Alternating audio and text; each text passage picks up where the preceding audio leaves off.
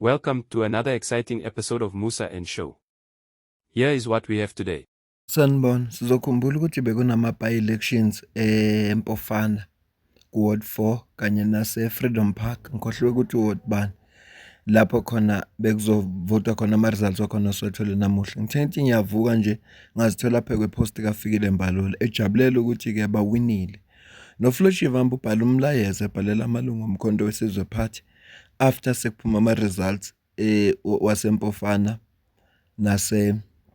nase-Freedom Park. Sizokhumbula eMpofana la bekunalo mayor khona we-ANC obethreatenisha abantu. Kuningi okwenzekile-ke ne-IFP ifikile lapha yazopha abantu ukudla ithi bavote kahle bavotele i-IFP futhi ibase yabaluleka ukuthi uma kwenzeka i-ANC lethu ukudla bese ibatshela ukuthi ibanikeza lokudla sebavotele yona abokuthatha ukudla bakubeke ezindlini bese bayovotela leli qembu nabafuna ukulivotela. Ngaphambi kwangidlale-ke imiphumela ngifisa ukucaphunela le video le. South Africans, especially black South Africans, mabayeke ukunyamezela kangaka. Kutheni abantu abahluphekleyo abamnyama isikakhulu kodwa bonke kutheni sikwazi unyamezela kangaka? Ucima umbane every day sinyamezela. Indlela zingahambeki sinyamezela. I-traffic lights azikho sinyamezela. Why? So nyamezela tot nini na? Abantu bantsundu banyamezele incinezelo yamabhulu ye-48 years engaphambili. Ngoku siphantsi korhulumente obhatyazayo angayenzi lento athembisayo ngezulu nomhlaba kodwa asiboni into asiboni mehluko siyabuyela emva kodwa siyanyamezela. Are we going to wait another 48 years before we wake up and say no, this is not good enough? Ndiyabakhuthaza abantu. If it's not good enough, ayosono ukuthi I want more. I want better for my children. Nam ndifuna uphangela. Nam ndifuna amanzi. Nam ndifuna ukwazi ukucofa edongeni xa ngifuna ubona ebusuku. Ingabi na load shedding. Into enhle ke ngeSouth Africa ukuthi siphile ezweni ledemocracy nelenkululeko lapha abantu benza khona ama-choices wabo. Siyayibongela ki-ANC ngizoyikhipha imiphumela le kodwa ngithe ngaphambi ngifunda ama-results sizofaka la inkulumo kaFloyd. Sifunda ama-results bese sicaphuna ivideo kaGodola.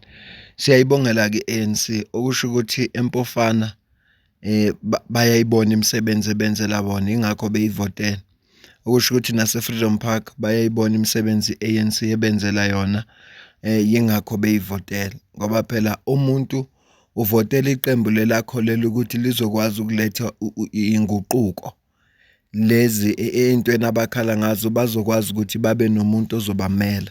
Ngaphela abantu abangamakhansela abangama-public servants. Umuntu osebenzela umphakathi, umuntu ozokwazi ukuthi kuthiwa hayibo sinenkinga ethize, hamba wena ngoba phela ngesiye sonke. Abuye nomlayezo suka kubaphathi noma ofisini kameya noma kuphi azotshela umphakathi ukuthi hayi iy'nhlelo zimi kanje. Umsebenzi wakhe nje yiloyo. So abantu ke bazikhethele ke bona. Kufanele sibabongise ngoba i-choice yabo. Sifuna sibabongise impela siyababongisa-ke. Siyayibongisa ne-ANC ngokuwina e-Freedom Park. Shuthi abantu base-Freedom Park nabantu baseMpofana ama-services abawadingayo banethemba lokuthi bazowathola. i-ANC iyona ezobaphatha kahle. Asicaphune-ke inkulumo kaFloyd, sicaphune inkulumo kaGodola bese sigcina ngama-results sengishintsha umqondo. UFloyd Shivambu ubhale kanjena-ke uthi asiwinanga uWard 24 eJohannesburg kanye noWard 4 eMpofana. Uthi amavolontiya kanye nama-candidate ayilwile impi enhle against uku-abuse kwama-resources estate, intimidation nama-threats aphuma kuma-forces e-GNU. Uthi-ke umkhonto wesizwe party namanje usamile ekubeni force le enganyakaziswa engathuswa lutho. Bathi asiyona i-party encane noma i-regional party, asilweni ma-commanders. Sizokulungisa konke lokho ngo-2026 siphinde futhi sikulungise ngo-2029. No surrender, no retreat. Wayesebhala #Gwaza Mkhonto Gwaza. Umlayezo ke lo othunyelwe uFloyd ekhuthaza ama-members omkhonto wesizwe party abangabalandeli nama-commanders abawakuma-ground lapha bebecampaigna khona bekhampenela wona lama-ward. Asidluleke sicaphuna inkulumo kaGodole emveni kwalapho bese sikhipha ama-results. Sanibonani wengane zakwethu uGodole okankomgodole umfana udaba-ke niyalwazi. Ngithi ingane zakwethu ake ngisondele la eduze kwenu ngizophawula isikhathi sithi 1 njengamanje. Ngiphawula ngendaba yaseMoyo Impofana ngithi nje waqa ngiyadlula. eMoyo Impofana sidliwe-ke ngane zakwethu. Sidliwe nje uMaureen Magubane, ugogo loyimeya, loyisela, lonakele. Uvele kwacisha ugesi for 45 minutes. Izo zonke iziteshi zokuvota yonke indawo kwacisha ugesi. Bebenza-ke lento yangonyaka ophelile. Ngicabanga ukuthi bekuMay 24 if I'm not mistaken, ama-national election. Kwavele wacisha ugesi, wabuye emva ka-45 minutes. Ngapha uthreatenisha abasebenzi ukuthi bengavotela elinye iqembu uzobaxosha emsebenzini. Ngapha unikeza abantu ama-2000. Kodwa-ke kulungile. Makhomanda, kunganiphathi kabi okwenzeke eMoyo Impofana nithi hawu sadliwe eMoyo Impofana. Khululekani. Sazodedela isibhaxo esinzima kabi. Lapha sirojwe ukubuka wonke umuntu. Kukhona-ke abazothi hayi thina siyabonga ibalo zethu zikhulile lapha eMoyo Impofana, kodwa abantu bana 50 years ingane ekhula ngekhanda kuphela njalo kulokhu kwathi iyakhula. Kanti le ngane iyokhula izibe ngakanani?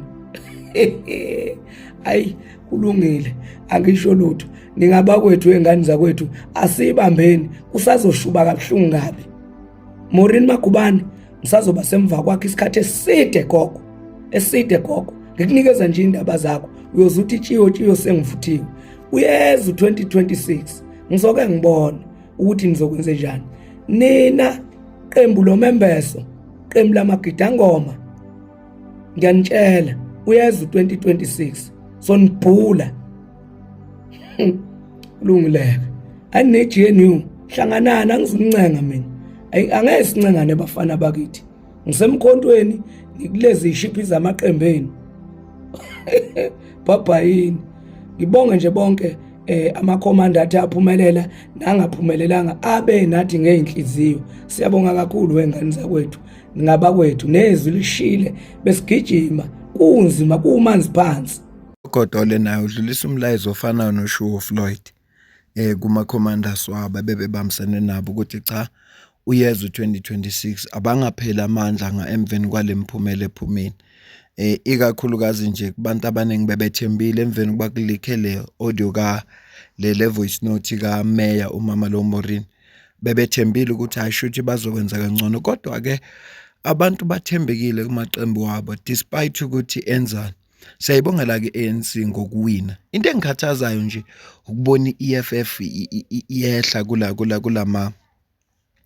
kulama by-election. Angazi noma lokho ku-reflect ama-elections into ezokwenzeka kuma-local government elections izobona ngonyaka ozayo.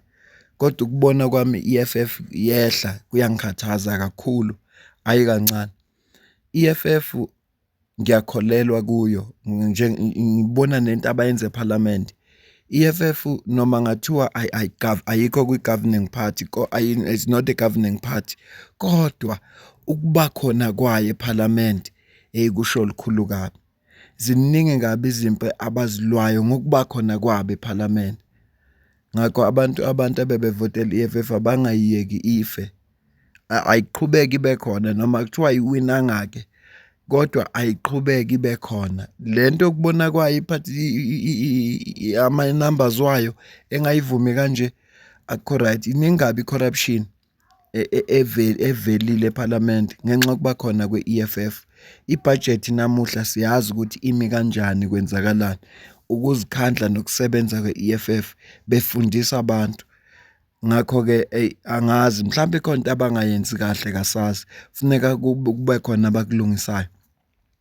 Akwazi phela ukuthi wonke futhi bengingabhekanga ukuthi la eJohannesburg kungathiwa iEFF iperform endlela eperforme ngayo ngoba abantu bayazi kahle la.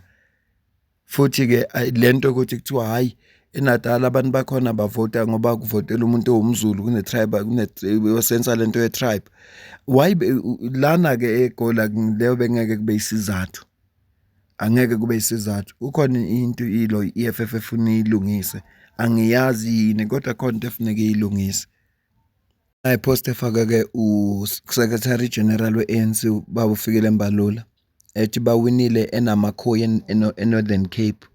Ama-results wakhona ami kanje: ANC ithole 779, NCM yathola 572, i-DA yathola 437, i-PA yathola 296, EFF yathola 11, then i-IND yathola 5. Then ama-results ala eJohannesburg eFreedom Park ngapha ngaseSoweto wona ami kanje: ANC ithole 2630, i-MK Party yathola 1100, kwathi EFF yathola 893, then i-IFP yathola 170. Ya kungconywana la ku-EFF kungconywana. Khathazwa iloya 11 wama-votes kodwa lana kungconywana. 893 kungconywana, akufani. Mabengaphakamisa amasokisi nje akhuphuka amanamba. Asiqhubeke sibheka ama-results okugcina sempofana. Nanka-ke ama-results ase-Ward 4 empofana. I-ANC ithole 1436, i-IFP yathola 715, kwathi i-MK Party yathola 634, i-EFF yasithola 13.